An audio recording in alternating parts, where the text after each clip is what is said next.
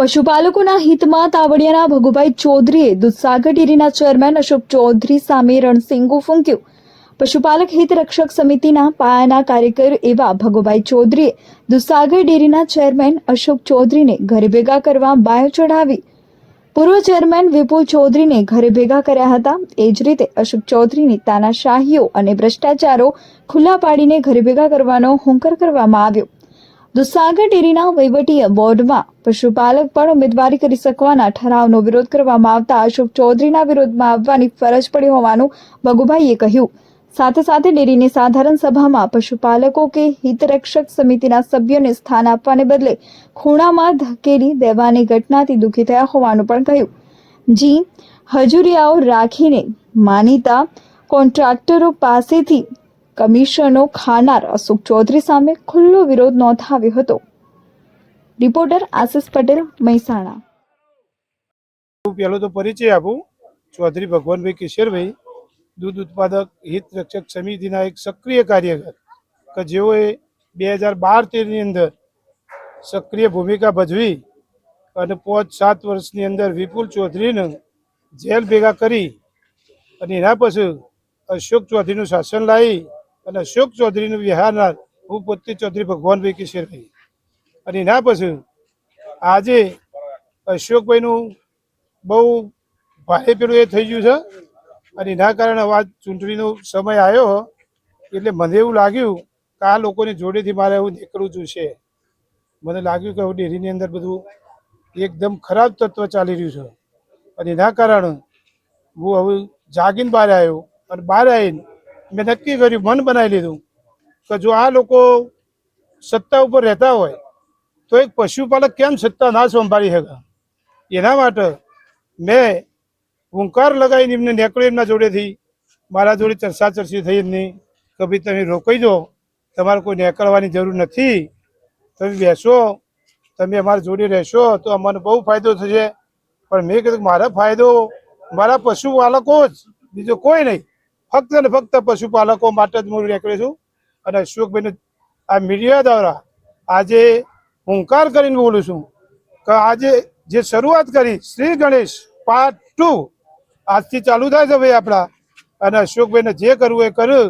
મારો ઠરાવ રદ કરાવવા માટે એમને જે પ્રયત્નો કર્યા, મારી ડેરીની અંદર પોલીસ કાફલો ખડકી દઈ અને મારો ઠરાવ ના થવા દીધો અને એના વિરુદ્ધમાં આજથી મેં શ્રી ગણેશ કરી દીધા છે। હવે એમને જે કરવું હોય એ કર્યું, જો તેમને જવું હોય થાય, જે સરકાર હંગાથી એમનો કરવું હોય કર્યું। પણ દૂધ ઉત્પાદકો આજથી જાગૃત થઈ જશે અને ગામે ગામ અમે જઈશું, એક એક ગામ ખંગોળી નાખીશું અને એના સાથે મારી હિત રક્ષક સમિતિની જે ટીમ બની છે તાવડિયાની, એ ગામે ગામ નીકળશે અને જય ભારત જય માતાજી કરીને અને એમને અમે પરાસ્ત કરીશું। કોઈ પણ ભોગે અશોક ચૌધરીને મહેસાણાની સીટ ઉપર વિજય બનવા માટે હું નહીં બનવા દઉં। ભલે એ લોકોને પ્રતિજ્ઞા કરીને આવ્યો હતો કે મેં તમને બિનહરીફ નહીં બનવા દઉં અને એના કારણે જ આ લોકોએ મને રોક્યો છે। પરંતુ હું મારો ગમે ત્યાંથી ઉમેદવાર ખડો કરીને અને એ લોકોને હું પરાસ્ત કરીશ। એવાનું હું કોઈ પણ સંજોગે બિનહરીફ થવા દેવાનું નથી। એ મારો હુંકાર છે અને આજથી મારા શ્રી ગણેશ આજનો વિરોધ મારા ઠરાવ ઉપર એમને તળાપ લગાવી છે। એમની જે સાથી ફૂલી છે। કેવો ઠરાવ હતો? ઠરાવ અમારો તો દૂધ ઉત્પાદક માંથી જે ચૂંટણી લડવા બાબતે બનતા હોય અને જે અમારે જવાનો ઠરાવ થતો હોય એક ઉમેદવારી કરવા માટે, એ ઠરાવ મારો રદ કરાયો છે। રદ કરવાનું કારણ શું લાગી રહ્યું છે? રદ કરાવવાનું કારણ એનો ફફલાટ મારો કે આ લોકો જો ભગુભાઈ ને કરશે તો કોઈ તાકાત નથી કે જે રોકી શકે, એવી એમને ડર હતો। હિત રક્ષક સમિતિમાં રહી ચુક્યા છો પાયામાંથી તમે, તો કેવું અત્યારે કેવો અન્યાય થઈ રહ્યો છે? હવે અન્યાય તો જે હું જોઉં છું ને સાહેબ, એ કોઈ એને કલ્પના ના કરી શકો તમે, કોઈ કલ્પના ના કરી શકો। પહેલા ઓફલાઈન હતું, જે ઓફલાઈનમાં વિપુલભાઈને ગાફેલ કરીને એમને ફસાવવામાં આવ્યા હતા અને આજે ઓનલાઈન છે। એટલે આ તો ઓનલાઈન ભ્રષ્ટાચાર કે જે કોઈ જોણી ના શકે। ઓનલાઈનમાં તમે ના જોણી શકો કે હું ના જોણી શકું, એ કશું બરાબર રહેતા નથી।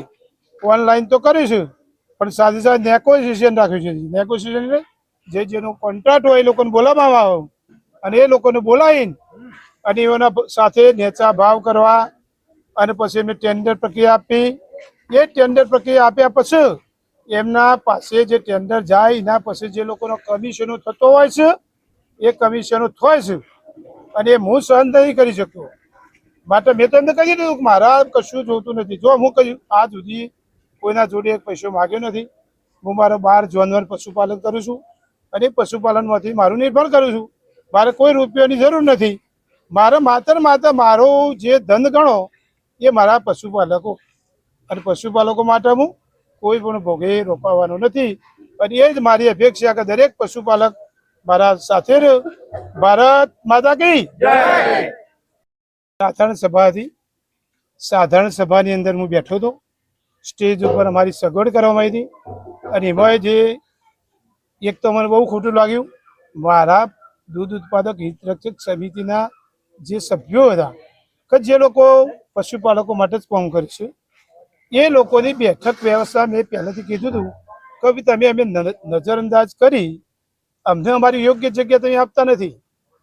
ખરેખર જોવા જાય તો પશુપાલકોની જગ્યા સ્ટેજ ઉપર પશુપાલકોનું ઘર છે, પશુપાલકોની સંસ્થા છે.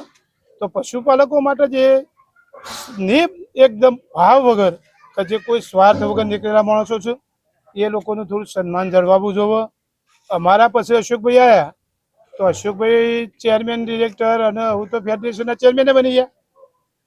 અમે કોઈ હોદ્દો માગ્યો નથી, કોઈ હોદ્દાની અમારે જરૂર નથી, પણ કમસે કમ અમારી થોડી મર્યાદા તો રહે ને એવા જગ્યાએ અમારી થોડી બેઠક વ્યવસ્થા કરવાની મેં કીધેલું.